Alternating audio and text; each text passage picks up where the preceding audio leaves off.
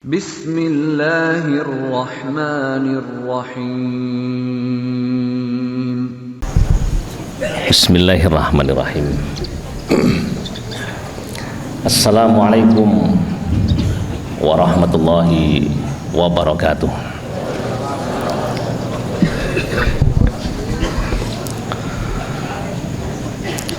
Alhamdulillahi rabbil alamin. Alhamdulillahi wa kafa. Wassalatu wassalamu ala Rasulillahil Mustafa wa ala alihi wa ashabihi wa man ittaba'al huda. Ashhadu an la ilaha illallah wahdahu la syarikalah wa ashhadu anna Muhammadan abduhu wa rasuluhu la nabiyya wa la rasula ba'dah.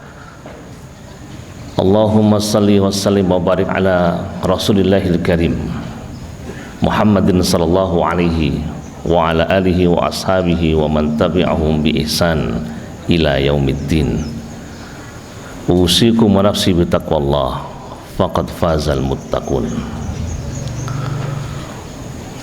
Alhamdulillah rabbil alamin. Bapak Ibu jamaah pengajian Ahad pagi yang dirahmati Allah Subhanahu wa taala, puji syukur marilah senantiasa kita panjatkan kehadirat Allah Subhanahu wa taala atas berlimpahnya nikmat, atas curahan anugerah yang Allah berikan kepada kita. Nikmat yang tercurah tanpa kita harus meminta, dan anugerah yang diberikan tanpa mempertimbangkan amal hambanya. Karena seringkali kita lupa meminta nikmat, tetapi Allah masih memberikan nikmat itu kepada kita. Dan bahkan seringkali juga kita lupa untuk tidak melakukan perintah, enggan melakukan perintah, bahkan gemar melakukan larangan. Larangan demi larangan masih terus kita lakukan, tetapi Allah masih memberikan nikmat itu kepada kita. Alhamdulillahirabbil alamin. Wujud bahwa Allah sebagai Al-Wahhab, sesuai dengan asma'nya, Ia sang pemberi anugerah, yang anugerahnya tercurah tanpa harus diminta, dan anugerahnya diberikan tanpa mempertimbangkan amal hambanya. Karena itu marilah senantiasa kita memanjatkan syukur kita kehadirat Allah Subhanahu wa taala. Syukur dalam artian imtithalu awamirillah, takwa imtithalu awamirillah, wajtinabu nawahihi, dengan melaksanakan perintah, meninggalkan larangan. Semoga dengan itu Allah merahmati kehidupan kita, amin ya rabbal alamin. Niki rotok kula dawakne ben sing rawuh niku ben ati jangkep. Mas niki tasih asrep, pedute tasih kuandel. Biasanya nang kutha iki pedute ora patek akeh, iki pedute akeh. Ini ora nang bedane desa karo kutha, ora nang bedane. Bismillahirrahmanirrahim. Bapak Ibu, tema kita hari ini tentang etika pemimpin dalam Islam.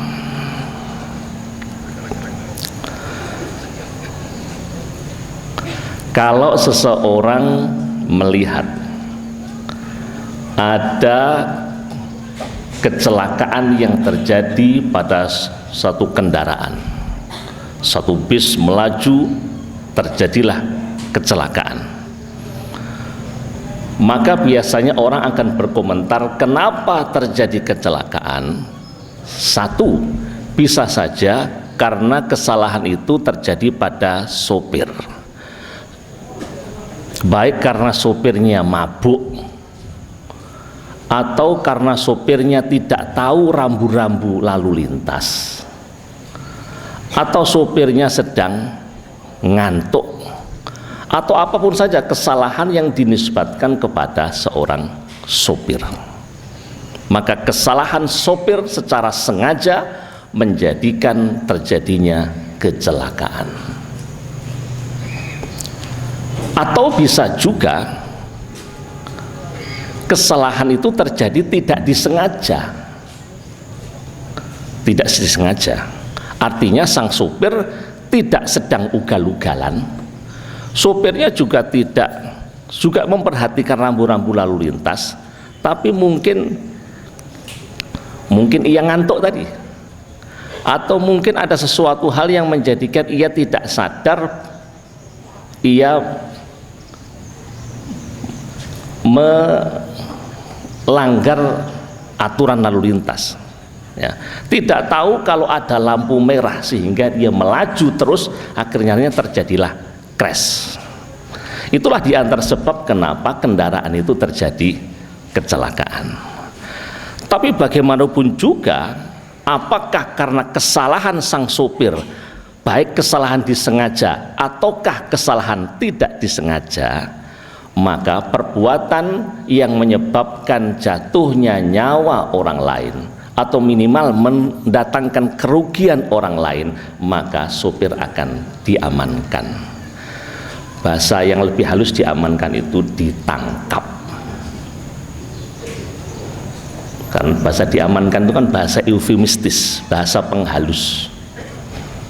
Nah, karena itulah Bapak Ibu sekalian, kalau kita berbicara tentang negeri ini, negeri yang dulu gemah ripah loh jinawi, toto tentrem kertora harjo, murah kang sarwoti nuku, lemu kang sarwoti nandur. Ibarat bak tongkat ditancep jadi makanan, kata Gus Plus, karena yang ditancapkan kuwi wit telo. Nek sing dicepne cor-coran sampai botak ora bakal iso metu panganane. Karena itulah maka negeri yang dulunya kemudian aman, tentram, gemah ripah seperti itu, jangan sampai kemudian kita sebagai penghuninya menderita di dalamnya bagaikan anak ayam mati di lumbung padi. Jangan sampai itu terjadi. Salah satunya adalah karena kesalahan sang pemimpin tadi. Maka pemimpin ia bertanggung jawab atas kesalahan yang terjadi, atas kondisi yang terjadi di negeri yang gemah ripah tadi. Dulunya gemah ripah, tapi kenapa sekarang ketika ditanya harga beras mahal ditawar dong, harga cabai mahal suruh nanam sendiri, harga daging mahal suruh ganti bekecot. Napa malih? Niki kula ngomong sing teng negeri antah berantah nih kalau nggih. Mriki mboten enten, mboten. Indonesia kok ndak mungkin begitu. Nah, karena itulah Bapak Ibu sekalian, mari kita melihat bagaimana Islam menentukan pilihan kepada para pemimpin. Siapakah sesungguhnya yang harus kita jadikan pemimpin itu? Yang pertama, mungkin tidak terlalu banyak nanti kita menyampaikan. Kita harus berbicara tentang pemimpin. Memang memilih pemimpin tentu tidak sama dengan memilih pejabat, karena pemimpin berbeda dengan pejabat. Pejabat belum tentu bisa menjadi pemimpin, tetapi pemimpin juga belum tentu seorang pejabat. Karena memang ada tipologi yang berbeda antara pemimpin dengan pejabat. Pemimpin itu kan kalau pejabat itu kan administrator. Ia melakukan sesuai dengan juklak dan juknis yang sudah ada. Sementara pemimpin itu dia inovator, dia berkreasi, mengkreasikan segala sesuatu yang memungkinkan untuk dia lakukan demi kebaikan. Pejabat biasanya mencontoh sesuatu yang sudah ada. Oh, kemudian pemimpin atau pejabat sebelumnya sudah melakukan hal ini, kita lanjutkan program itu. Gimana? Lanjutkan. Kalau pemimpin, dia tidak sekedar mencontoh, tapi dia harus membuat sesuatu yang baru. Apalagi seorang pejabat, ia bekerja atas dasar pengawasan. Jadi nek diawasi, dia akan bekerja dengan integritas. dalam tanda petik integritas tertentu. Tapi kalau pemimpin, ia bekerja karena kepercayaan. Dan masih banyak lagi beda antara seorang pemimpin dengan pejabat. Tapi bagaimana Islam berbicara tentang bagaimana harusnya memilih pemimpin?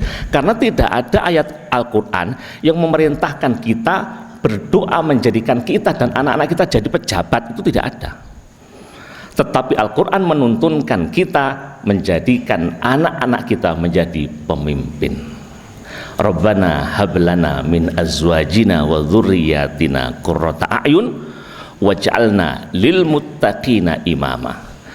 Ya Allah, anugerahkanlah kepada kami, kepada istri, anak dan keluarga kami semuanya, jadikanlah mereka semua sebagai qurrata a'yun, sebagai permata hati yang menyejukkan ketika dirasa, menyenangkan ketika dipandang, sedap ketika dinikmati. Itulah keluarga yang sakinah mawaddah warahmah.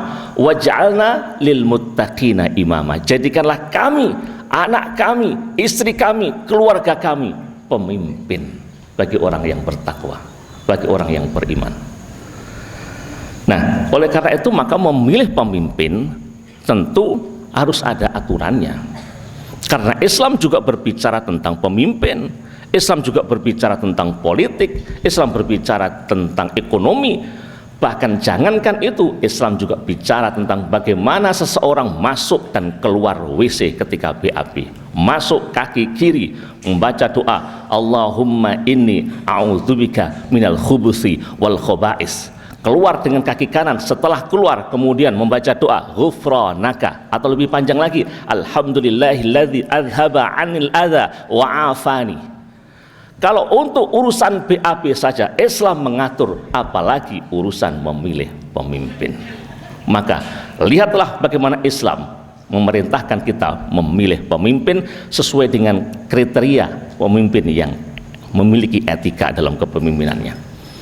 Yang pertama, pemimpin adalah orang yang bisa menunaikan amanah. Pertama, pemimpin adalah orang yang harus bisa menunaikan amanah. Innallaha ya'murukum an tu'addul amanati ila ahliha. Allah memerintahkan kepada kalian untuk menyampaikan amanah-amanah itu kepada siapa yang memang harus menerimanya. Bapak Ibu sekalian, amanah seakar dengan iman dan aman. Saya selalu mengatakan begitu, amanah, iman, aman. Kalau seseorang diberikan amanah karena barang orang lain di tangan kita adalah amanah, benda orang lain ada dalam genggaman kita, itulah amanah. Barang milik negara di tangan pejabat adalah amanah. Aset milik negara di tangan sang pejabat adalah amanah. Maka memegang amanah itu adalah sama dengan membawa titipan. Amanah, iman, aman. Orang membawa amanah, pada dasarnya orang itu iman, percaya bahwa di tangan dirinya barang yang dititipkan itu aman. Kalau saya biasanya ular-ular manten, saya selalu mengatakan pada pada manten berdua, Mas manten, Mbak manten, khususnya kepada yang laki-laki, awakmu kudu iso ngemban keluarga paling tidak ada 3 ikatan. Ikatan yang pertama namanya mawaddah, rasa cinta yang sifatnya physically, sing lanang ganteng, gagah, gede, dhuwur kaya sing ngomong ngene iki. Kat mengerening sing anu. Kemudian mendapatkan wanita yang cantik, guandes, luwes, tur kewes, memang pas. Bolehkah? Boleh saja, wajar. Yang tampan pilih yang ganteng, karena ini mungkin akan bisa mengekalkan ikatan cinta. Inilah yang disebut dengan mawaddah. Tapi ingat, yang hari ini ketika usia 20 dia mendapatkan mawaddah, 40 tahun lagi usianya sudah 60 tahun. Orang yang sudah 60 tahun hampir tidak bisa dikatakan dirinya cantik. Paling banter kita akan mengatakan ia adalah mantan orang cantik, dia mantan orang ganteng. Jenengan nek mirsani Mbah Tris zaman nom-nomane, oh yo iki cewek sing jomblo iki santri pirang-pirang. Tetapi sekarang kita tidak mengatakan Mbah Tris karena urusan gantengnya, tapi istiqomahnya. Gila. Apakah kita besok ketika sudah jenggotnya sudah putih kabeh masih istiqomah ikut pengajian seperti beliau? Wallahu a'lam.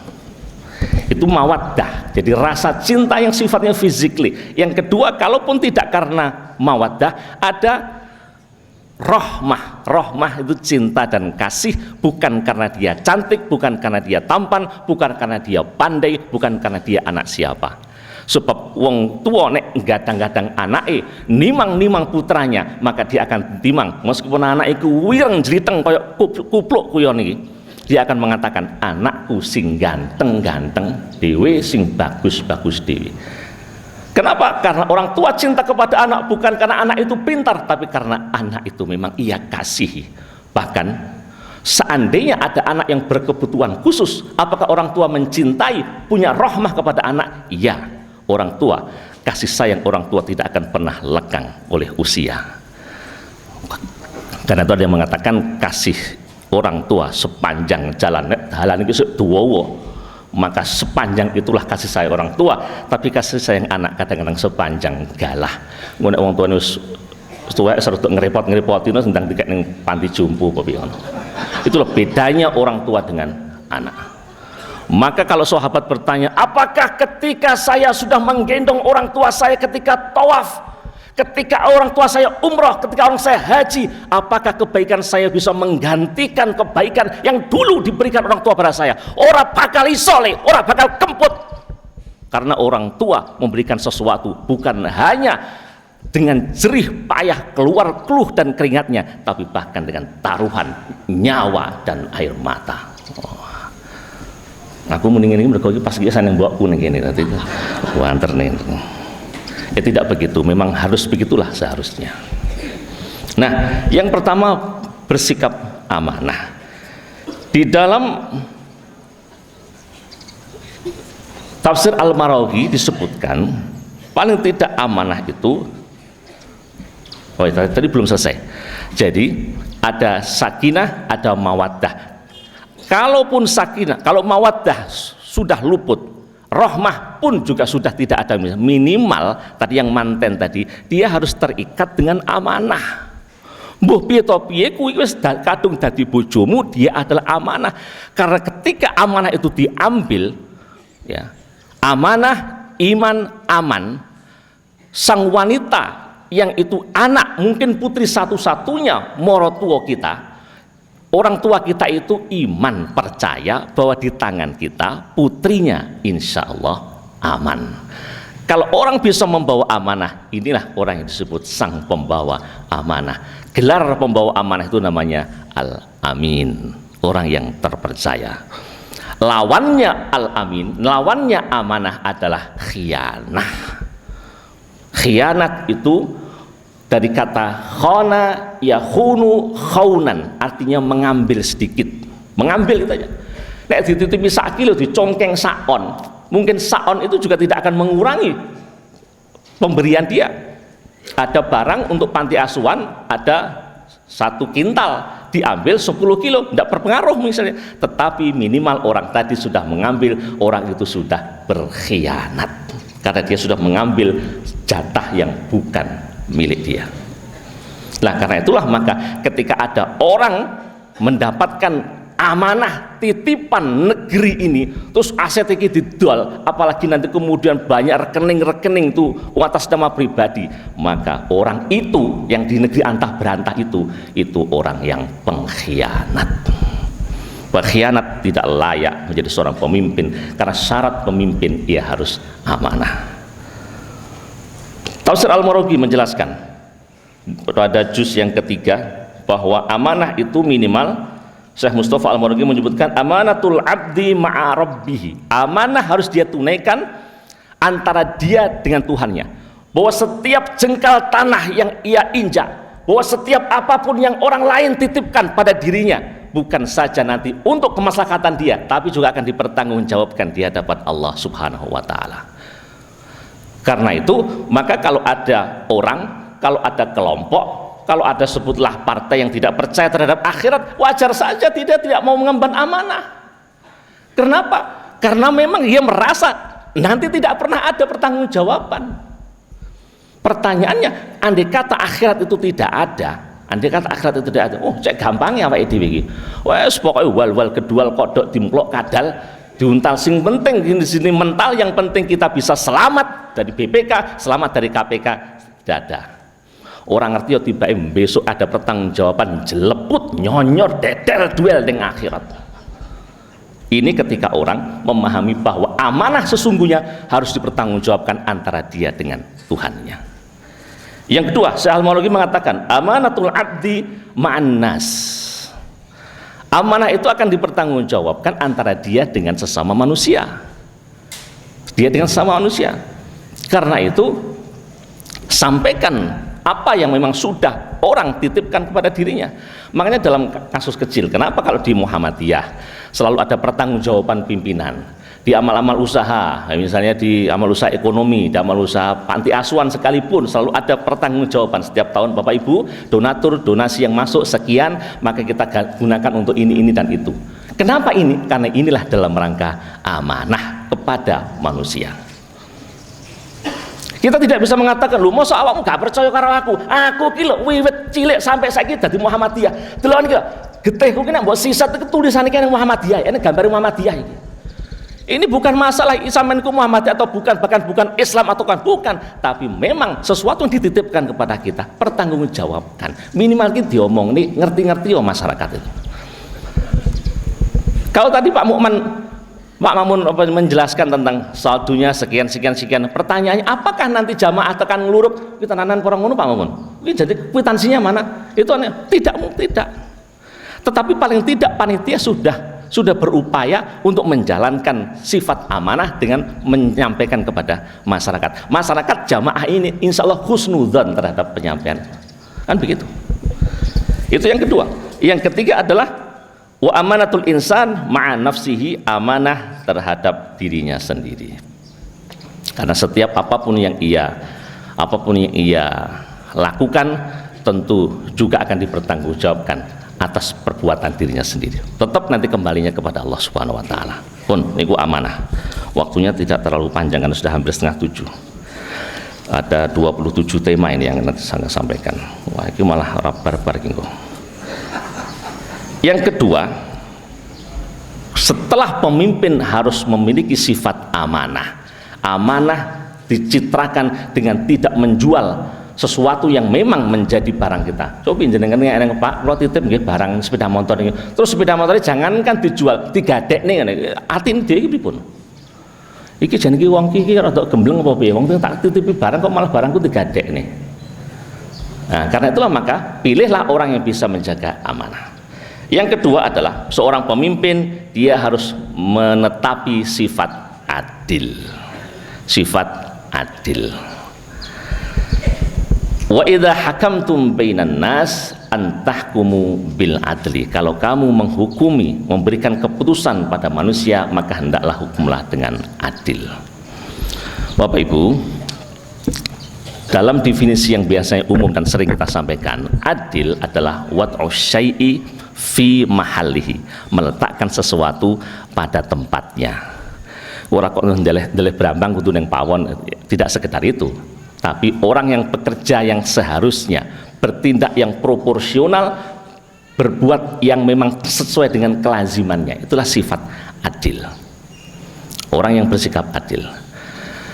Orang yang tidak bisa bersikap adil, maka dia akan jatuh ke dalam derajat yang di bawahnya, namanya zalim. Karena zalim itu wad'u syai'i fi ghairi mahalihi, meletakkan sesuatu tidak pada tempatnya, berbuat yang tidak seharusnya, bekerja yang tidak proporsional dan tidak profesional. Ini namanya zalim. Di atas ada zalim, ada adil, di atas adil ada ihsan. Ini sudah pernah saya sampaikan. Kalau ihsan, memberi lebih banyak dari kewajiban yang harusnya kita berikan, menuntut lebih kecil dari jatah besar yang bisa kita dapatkan, itu ihsan. Kalau ada pimpinan punya pegawai gajinya 1 juta, kita kasihkan 750.000, itu namanya zalim. Ada pegawai gajinya 1 juta, kita kasih pas 1 juta, itu namanya adil. Ada pegawai gajinya 1 juta, dikasih 1.250.000, maka ini sifat ihsan dari pemimpinnya. Ihsan itu memberi lebih banyak dari jatah kecil yang harusnya dia berikan, atau menuntut lebih kecil dari jatah besar yang bisa dia dapatkan. Di sini hadir juga para mahasiswa, biasanya masih dapat cadong dari orang tua. Le, kowe benesasi tak cadong 500.000, mboten Pak, niki cekap 300.000 mawon, sing kaliatus jenengan tabung mbok menawa mengke saged kagem berangkat umroh. Berarti ini sikap ihsannya anak terhadap orang tua, karena orang tua kita sudah bersikap ihsan kepada kita. Saya mengambil sekali lagi dalam fikih Syafi'iyah. Dalam fikih Syafi'iyah, orang tua berkewajiban untuk menyukupi sandang pangan dan papan anaknya berhenti ketika anak itu sudah balik. Ini fikih Syafi'iyah. Artinya kalau anak sudah balik usia taruhlah 15, 16, 17, anak kelas 3 SMA atau SMA aja lah, orang tua berkatakan, le, kowe saiki wis gedhe, kowe golek sandang panganmu dhewe, nek pengen sekolah ya ragat-ragatano dhewe. Itu orang tua sesungguhnya tidak dosa menurut madhab Syafi'iyah. Kenapa? Karena kewajiban orang tua berhenti ketika anak sudah balik. Tapi pertanyaannya, hadirin sing rawuh sakmene mbiyen iki eneng to sing tega ning anake, le, awakmu wis SMA golek sandang pangan dhewe. Tidak akan ada yang tega terhadap anaknya. Ya. Karena itulah maka ini yang belakang-belakang, ya, pahamilah, orang tua kita sudah berbuat ihsan kepada kita, mestinya SMA dicul nih, culon belandang dewi. Tapi kemudian jangankan ketika kuliah, ketika mau nikah sekalipun, arep rabi le sawai sing sisih kono ki engko dolen ya le tinggi modal awakmu dadi manten. Inilah sikap ihsan orang tua terhadap anak-anaknya. Karena anak suatu saat jadi orang tua, dan orang tua juga dulunya pernah jadi anak, maka marilah kita menetapi sifat ihsan itu. Ini ku ihsan atau kapian, di bawahnya adil. Adil terus api, di bawahnya namanya zalim. Maka pemimpin harus dipilih pemimpin yang adil, jangan sampai memilih pemimpin yang zalim. Pemimpin yang zalim.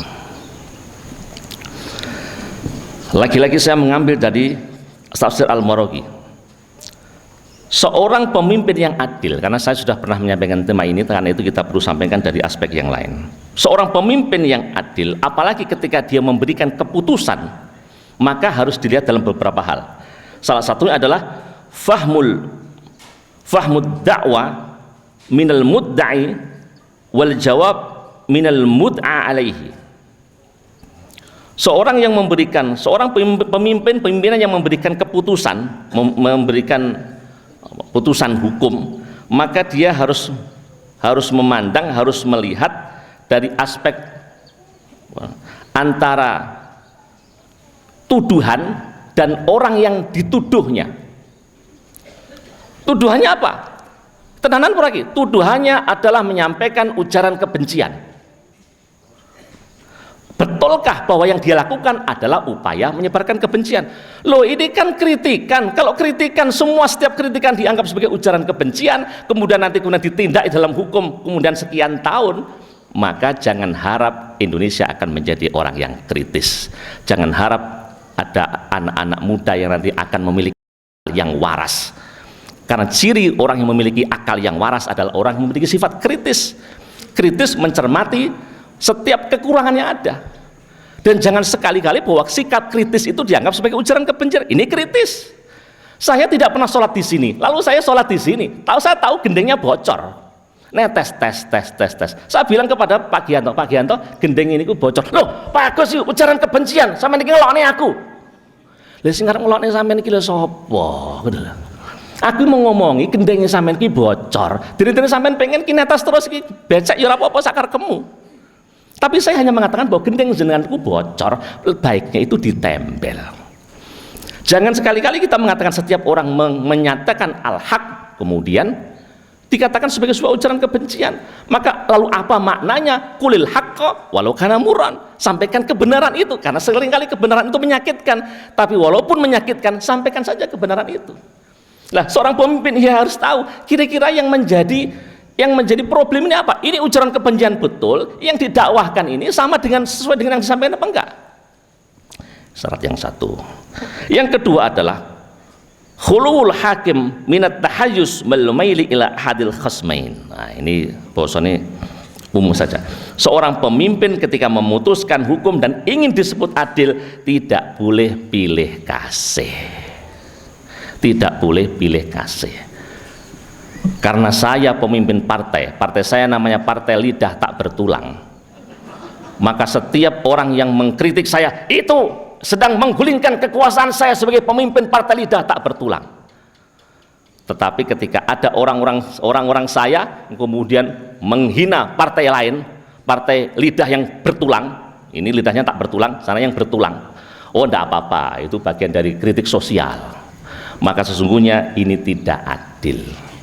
Maka jangan sampai kemudian memiliki rasa pilih kasih karena dia adalah bagian dari kerabat kita, dia adalah bagian dari kolega kita, ia adalah kru kita, anggota kita, dan seterusnya. Artinya, kalau ada pemimpin yang masih begitu, jangan pernah berharap keadilan di negeri antah berantah tadi bisa ditegakkan. Yang ketiga, ma'rifatul hakim al-hukm alladhi syara'ahu Allah liyufassila bainan nasi ala mithalihi minal kitabi was sunnah au ijma'il ummah. Seorang pemimpin ia harus mengetahui hukum yang disyariatkan oleh Allah untuk kemaslahatan manusia, baik yang ada dalam Quran, sunnah, atau berdasarkan kesepakatan. Nah, Indonesia ini Quran sunnah kan atau sengkring biasanya. Kita akan menggunakan Al-Quran dan sunnah sebagai pedoman. Quran sunnah. Begitu. Oke lah, di sini juga disebut ijma'il ummah. Itu bahasa lainnya adalah regulasi, aturan yang berlaku. Oke lah, kalau memang aturan yang berlaku itu untuk kemaslahatan umat, tetapilah aturan. Karena jangankan kita bermain politik, bermain ngatur siasat negara, awake dhewe iki dolan bal-balan, dolanan bal-balan bal siji ngiroyan wong 22 niku lho. Nggih to? Niku kan wong dolanan ten niku.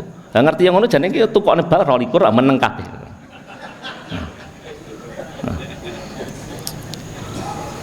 Orang untuk bermain sepak bola saja ada aturannya, ada aturan offset, ada aturan ini. Jangan kemudian, oh kalau yang kelompok sana itu offset gak apa-apa, gak apa-apa, diperkecualikan untuk yang itu. Lain yang ngono ya bubrah aturan ini. Lalu apa gunanya ijma'ul ummah? Apa gunanya peraturan? Apa gunanya regulasi? Kalau saya dari Partai Lidah Tak Bertulang, kebetulan saya menjabat di salah satu pimpinan di negeri antah berantah tadi, antah berantah sing sisih rada kulon ngono. Nah, saya, Pak Agus, kamu mau macung jadi pimpinan tertinggi negeri antah berantah, padahal kamu adalah pimpinan di negara bagian, kamu harus mengundurkan diri. Oke, saya ikut aturan. Tapi untuk beliau diperkecualikan. Pi padha karo nek offset kae. Tapi nek kowe gak. Jangan pernah kita berharap ada keadilan. Nek ngene-ngene iki terjadi. Wis toh dengan alasan apa wae. Sehingga jangan lagi muncul stigma bahwa aturan dibuat untuk dilanggar sendiri. Saya sesungguhnya juga tidak sepakat, tapi nyatanya yang negeri antah berantah tadi itu begitu. Aturan dibuat hanya untuk dilanggar. Aturan dibuat itu untuk disepakati bersama demi kemaslahatan bersama. Karena itu kalau saya ditanya, jangankan aturan sampai Quran sunnah, jangankan aturan untuk yang lebih besar, aturan misalnya Pak Polisi, kepolisian, undang-undang Polantas memberikan aturan pakailah helm, pastikan bunyi klik baru nanti berangkat, bawalah STNK, bawalah SIM ketika berkendara, patuhilah rambu-rambu lalu lintas. Pertanyaannya, haruskah itu ditaati? Saya menjawab iya. Jadi jangan karena alasan, oh kalau ini badai pengajian loh, pengajian ini gak apa-apa gak nganggo helm, enggak, Pak.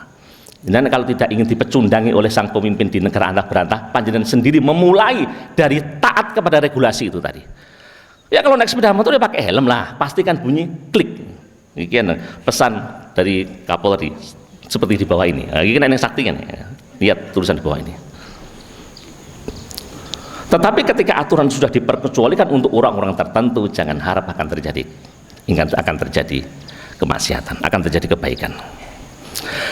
Nabi pun sudah pernah ingatkan, inna min halakatil ummah, karena runtuhnya suatu agama yang dahulu, idza syaraqa fihimus syarif tarakuhu, kalau ada orang-orang mulia melakukan kemaksiatan, melakukan pencurian, melakukan korupsi, ngembat duit negara sampai 5,8 triliun, tarakuhu, dia biarkan saja, alah biarkan aja lah. Itu yang sudah punya pajaknya tinggi-tinggi itu sudahlah, ada tax amnesty, bebas saja. Tapi untuk yang ini sampean ya, anak panti harus punya pajak, bayar pajaknya. Nah, tidak bayar pajak kamu saya gantung. Wah, naudzubillah. Idza syaraqa fihi musyarif tarukuhu, kalau ada orang mulia yang melakukan penyimpangan dibiarkan saja melenggang. Wa idza syaraqa fihi muddaif, kalau ada orang yang lemah, orang yang teraniaya, orang mustad'afin, rakyat jelata, wong melarat, wong kere, tukang bakmi, tukang bakso, nyusau sing dakong bakmi, tukang bakso, aqama alaihil had, maka ditegakkanlah hukum setegak-tegaknya. Wah, luar biasa. Ada orang sekedar mencuri apa niku, turahan-turahan sebitan kayu, kuwi pomo dinggone dhek ora bakal jadi sugih, sebab karena memang dia tidak sedang mencari kekayaan, tapi kamu sedang melakukan upaya mengambil barang orang lain, harus dihukum. Oh, tidak Pak, saya mohon maaf, itu karena saya lapar. Oh, nyembah-nyembah neng hakimnya, tidak peduli karena kamu telah melakukan kecurangan. Ngono ya ngono, ning aja ngono. Lha mbok sing limate kae langsung di sikile iki jantur ning dhuwur kono. Aku dan kulo ini sekadung ngomong ini gitu tok.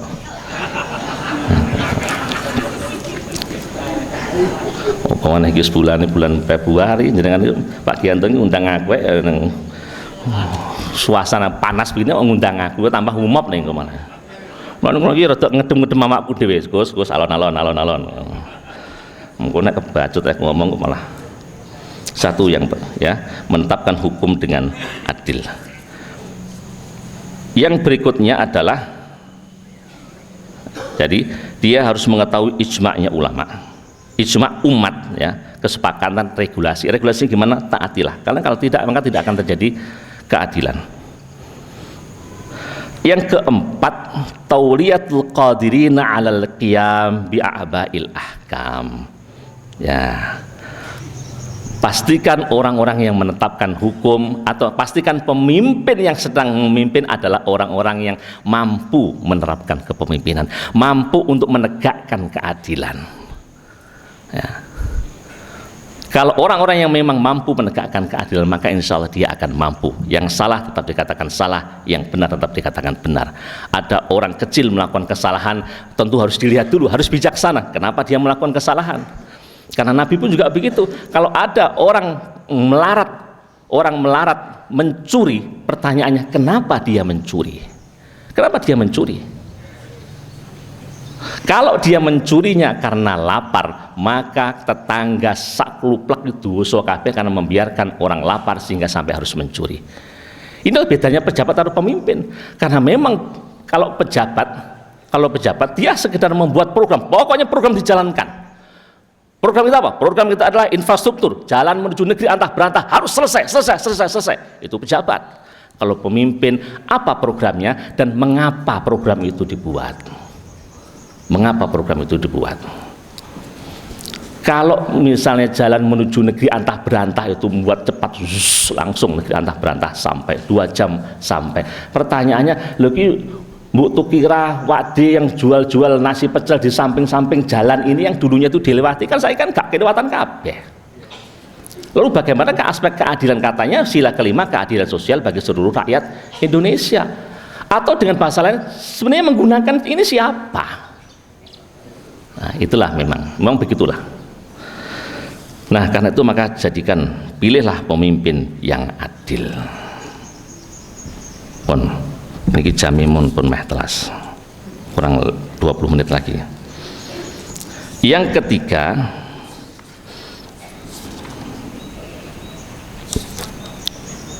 pilihlah pemimpin ya, atau pemimpin yang tetap taat kepada Al-Quran dan Sunnah. Al-Quran dan Sunnah. Oke lah, kalau sekali lagi, kalau ini kan bukan negara Islam Pak Agus, oke, tapi kita kan negara Pancasila. Pancasila itu sila pertama kan ketuhanan yang Maha Esa. Maka seharusnya seluruh tata, aturan, etika, budaya, ajaran, kebiasaan yang kita biasakan di negeri kita tercinta NKRI ini adalah negeri yang harus mencitrakan diri sebagai kelompok yang beragama.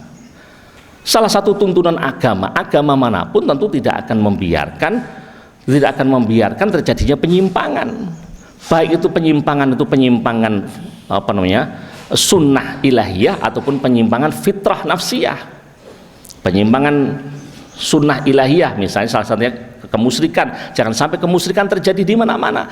Jangan sampai hanya karena alasan-alasan ini nguri-nguri budaya, tapi sementara orang Islam tidak komitmen terhadap ajaran Islamnya. Orang Islam tapi syirik, orang Islam tapi musyrik, orang Islam mempersekutukan Allah. Ini namanya orang Islam yang tidak komitmen dengan Islamnya. Atau paling tidak yang kedua, kalau itu dalam rangka sunnah tadi ada sunnah ilahiyah, ada sunnah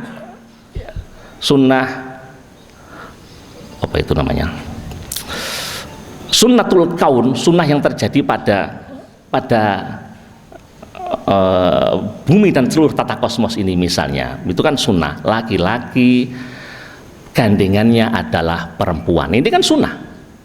Dengan sunnah, karena Allah menciptakan Adam dan kemudian dicarikan pendampingnya itu Hawa, gitu loh. Adam itu gandengannya duduk Asep. Karena itulah maka harusnya kalau kita ikut aturan Pancasila, sementara Pancasila itu ikut sunnatullah, ikut sunnatul kaum, laki-laki hendaknya pasangannya perempuan. Bagaimana kalau ada aturan LGBT, lesbi, gay, biseksual, transgender, ini tidak sesuai dengan Pancasila. Pun saya kira samune Quran Sunnah Pancasila ngono ya. Pancasila.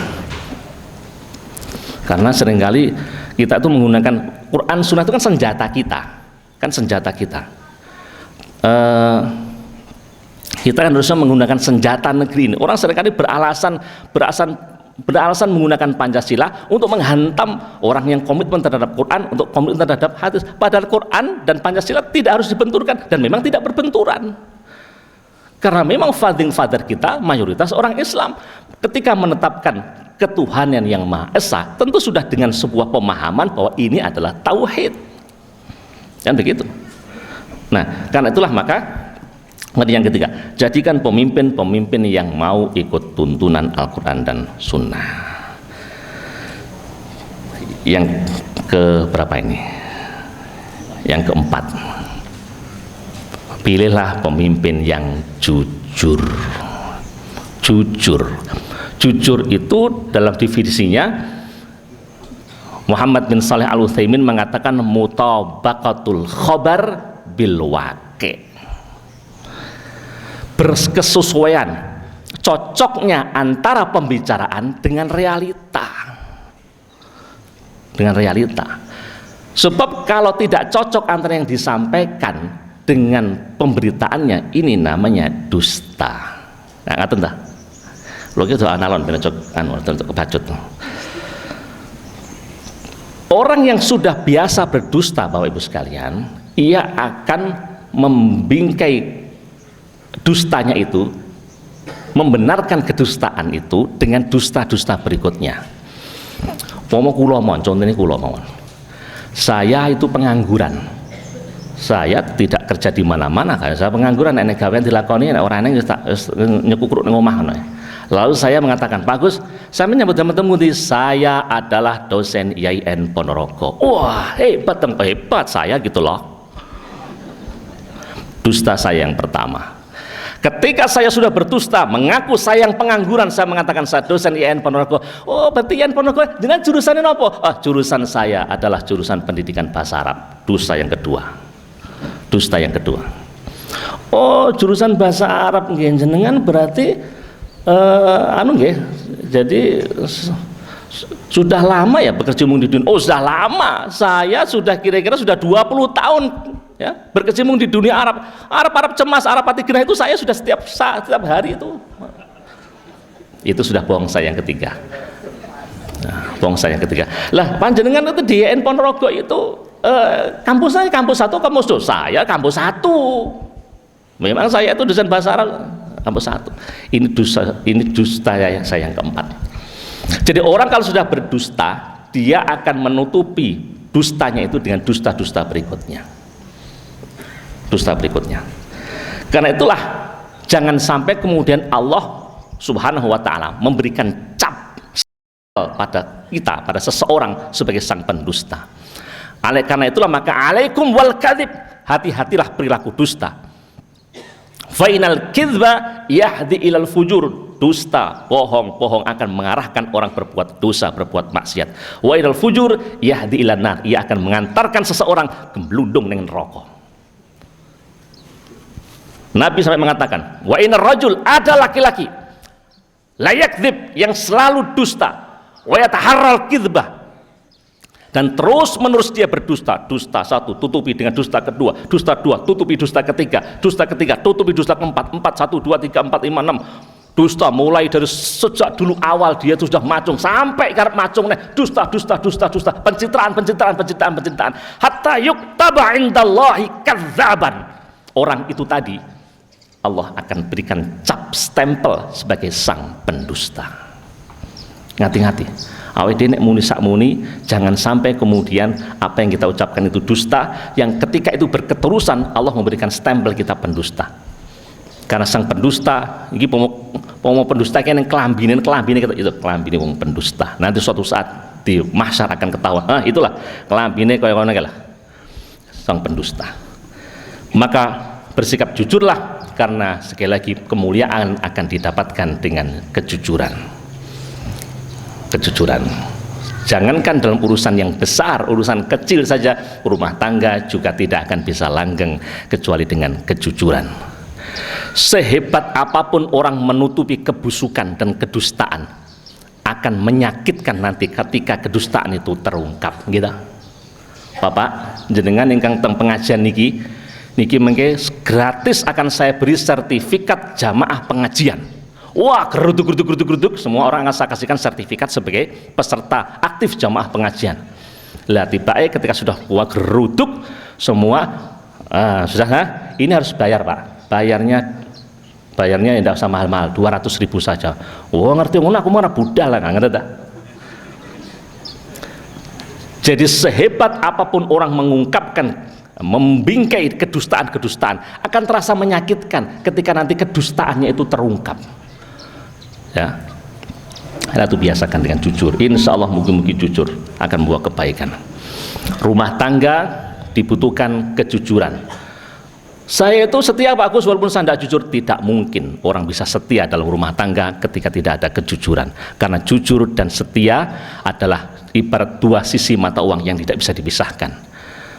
Kalau orang ingin setia, maka berlakulah jujur. Berlakulah jujur agar bisa menggapai kesetiaan. Wah, so sweet kan itu. Karena itu kalau saya seringkali melihat ada tetangga kanan kiri, teman, kerabat, kolega yang kemudian berseteru rumah tangganya, pertanyaannya, kowe iki jane iki jujur ora karo bojomu? Sampai kemudian kok terjadinya ketidaksetiaan antara satu pasangan dengan yang lain. Ulah kowe jujur lah, aku jujur kacang hijau tenan. Karena tidak mungkin orang setia kecuali harus diawali dengan kejujuran. Nah, karena itu tidak boleh ada dusta di antara kita. Nah, gitu. Terakhir jamnya kurang 5 menit. Yang terakhir, seorang pemimpin ia harus mengedepankan musyawarah. Bapak Ibu, musyawarah yang itu menjadi prinsip Islam sudah ada di dalam salah satu pasal di Pancasila kita. Sila pinten niku? Bingung. Sila keempat. Sila keempat bunyinya, anak-anak bunyinya. Sila keempat bunyinya. Lali. kerakyatan yang dipimpin oleh hikmat kebijaksanaan dalam permusyawaratan perwakilan. Permusyawaratan biyen permusyawaratan strip perwakilan. Jadi sik muni strip iki mesti orang jadul, orang zaman dahulu. Musyawarah. Kata musyawarah terambil dari kata syawarah. Dalam bahasa Arab, kata yang berakar kata shin, waw, dan ro, baik itu namanya syawaro, syuro, taswir, atau apapun saja, akar katanya sama, terambil dari makna dasar adalah seorang yang mengambil madu dari sarangnya. Dengan nantos mirsani tiyang ingkang mendet madu, kula mboten ngantos tapi ya minimal di YouTube kan ada.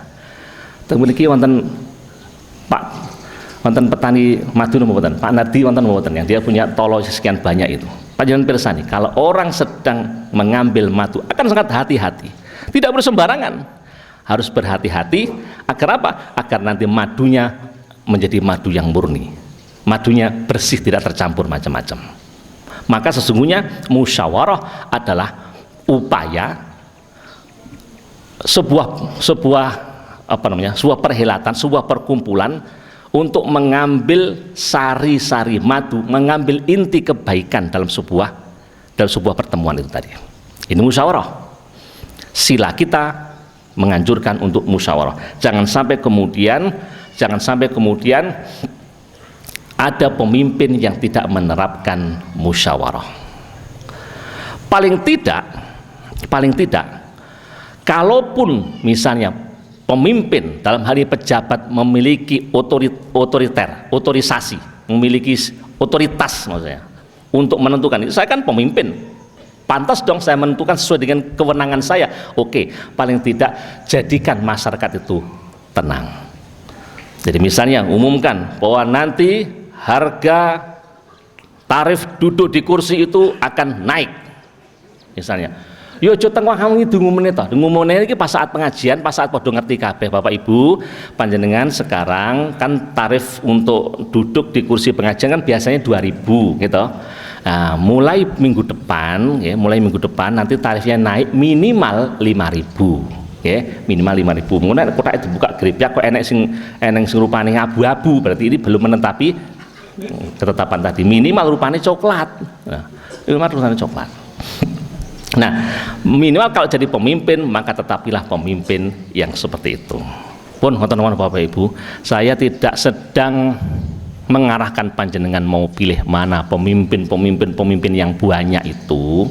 Tapi memang tadi ada pesanan dari Pak Tomo, salah satunya temen-temen enten gambar mari ora patah akeh lah gambare. Nek gambar sing dipasang temen niku, nek mungkin enten tulisan DPD terus bawahnya 41 coblos petani ae niku nggih saene nggih di-note niku mawon nggih. Kula namung tanging basa saking Pak Tomo. Nang kene aku kok gak ya Pak Agus dhewe iki ASN ndak boleh. Saya kula niki matur sebab niki sing megang mic itu saya. Pak Tomo kan mboten ceramah temen iki. Pak Tomo ngendika, Pak Tomo ngendika bahwa kepada jamaah yang besok terpaksa harus milih DPD, maka pilihlah DPD yang nomor 41. Niku dawuh Pak Tomo ngaten niku. Dawuh kula pripun? Kula mboten mendel mawon kula kok. Kula mendel mawon. Pun itu untuk DPD, yang lainnya pun terserah sesuai dengan istiadat panjenengan. Bagaimanakah untuk pimpinan yang tertinggi? Pun saya tidak sedang memaksakan panjenengan sesuai dengan kriteria niki wau, nggih, sesuai dengan kriteria pemimpin niki wau. Sing penting saya hanya membuat aturan kriteria saja. Kalau ada pemimpin atau calon pemimpin yang jelek dengan yang baik, pilih yang mana? Kurang sepakat, kurang banter kita. Kalau ada pemimpin yang jelek dan yang baik, pilih yang mana? Jos. Kalau ada pemimpin yang jelek dan yang jelek, pilih mana? Gak milih kabeh, golput jenengan-jenengi. Kalau ada pemimpin satunya jelek, satunya juga jelek, pilihlah yang kejelekannya lebih sedikit. Sepakat ya? Kalau ada yang jelek dengan yang jelek, pilihlah yang kejelekannya lebih sedikit. Kalau ada yang baik dengan yang baik, pilihlah yang kebaikannya lebih banyak. Ya, saya ulangi lagi. Kalau ada yang jelek dengan yang baik, pilih yang baik. Ada yang baik dengan yang baik, pilihlah yang kebaikannya lebih banyak. Ada yang jelek dengan jelek, pilihlah yang kejelekannya lebih sedikit. Kejelekannya lebih sedikit. Rodok contohnya rodok vulgar. Kalau ada iblis dengan setan, ayo kono. Apa ana sing gelem diarani iblis to? Iki kok padha tersinggung niku. Lah kok mboten tersinggung kula sanes iblis, kula sanes setan. Niki pomo. Pomo eneng iblis kalau setan. Sinten sing kudu dipilih? Nek jenengan mboten milih, iblis macung dadi pimpinan, ngoten lho. Kalau ada iblis dengan setan, dengan terpaksa kita memilih setan. Ngoten Mbah Wardi? Sebab nek setan gak dipilih, maka iblis engko sing dadi, ngoten lho. Niki salah ta omongan kula? Ada yang tersinggung? Mboten ta? Ora ana sing iblis, ora ana sing setan. Aturannya pengonten niku. Bahwa urusan panjenengan milih ataukah tidak milih itu memang hak panjenengan. Tetapi ingat, kalau panjenengan tidak milih, maka yang komunis milih, mereka yang LGBT milih, mereka yang liberal milih, mereka yang tidak suka terhadap Islam memilih, mereka yang selalu mengintimidasi ulama memilih, mereka yang suka kemaksiatan memilih. Kalau mereka yang memilih dan jenengan turun leser tidak memilih, yang jadi adalah pemimpin mereka. Karena itu milih nomor batan? Milih. Jangan golput, jangan main money politik, main duit. Haram. Haram niku nek 10.000 Pak. Nek 100.000 ya haram. Haram. Panjenengan mendapatkan 100.000 untuk jabat 5 tahun, berarti 1 tahun hanya 20.000. 20.000 diporo 360 ki ora pok 50 repes. Berarti kalau panjenengan menerima uang 100.000 untuk memilih iblis tadi, maka harga panjenengan perharinya 50 rupiah. 50 rupiah. Padahal VA saja tarifnya sekali 80 juta gitu. Ya ngerti ki mergo sekarang berita ki eneng Pak. Ora kok aku terus nelusuri golek nang YouTube, golek gambare piye ya ora kok ngono. Nanti salah paham Bapak sekalian. Jadi itu Bapak sekalian, jadi pilihlah pemimpin yang adil, insyaallah keadilan itulah yang membawa kebaikan. Awake dhewe niku pengen dadi negara sing tentrem, ayem tentrem Bu nggih? Nggih to?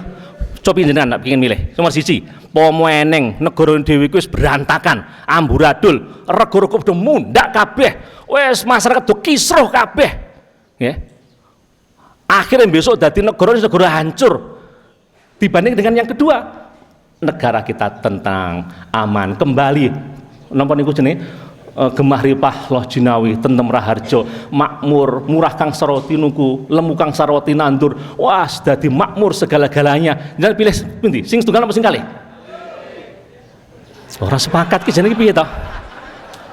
Kalau keadaan negara kita ini hancur ya, ada dua keadaan. Ada keadaan negara kita ini hancur berantakan dedel duel amburadul dengan keadaan negara kita yang kedua nanti itu aman, tentrem, gemah ripah jinawi. Dan pilih sing pertama nomor kedua. Iki keadaan negara lho, aku ora kok pilih piye to. Pun panjenengan ingkang menentukan. Ya, mudah-mudahan karena saya tidak boleh Pak, saya tidak boleh mengarahkan panjenengan ke mana-mana, tidak boleh. Saya harus netral. Mubalik harus netral. Tidak boleh seorang mubalik mengatakan pilihlah nomor 2, boten pareng. Tidak boleh seorang pemimpin mengatakan jangan pilih nomor 1, tidak boleh. Harus netral. Siapapun yang jadi mudah-mudahan yang terbaik. Ya, mudah-mudahan senantiasa mendapatkan ridho dari Allah Subhanahu wa taala. Ngoten nggih? Mudah-mudahan negeri kita senantiasa mendapatkan rahmat dari Allah Subhanahu wa taala. Bismillahirrahmanirrahim. Alhamdulillahirabbil alamin. Allahumma shalli ala Muhammad wa ala alihi wa ashabihi wa baraka wassalam. Walhamdulillahirabbil alamin. Hamdan syakirin, hamdan na'imin, hamdan yuwafi ni'amah wa yukafi mazidah. Ya Rabbana lakal hamdu kama yanbaghi li jalali wajhikal karim wa 'azimi sultanik. Allahumma Rabbana zalamna anfusana wa illam taghfir lana wa tarhamna lanakunanna minal khasirin.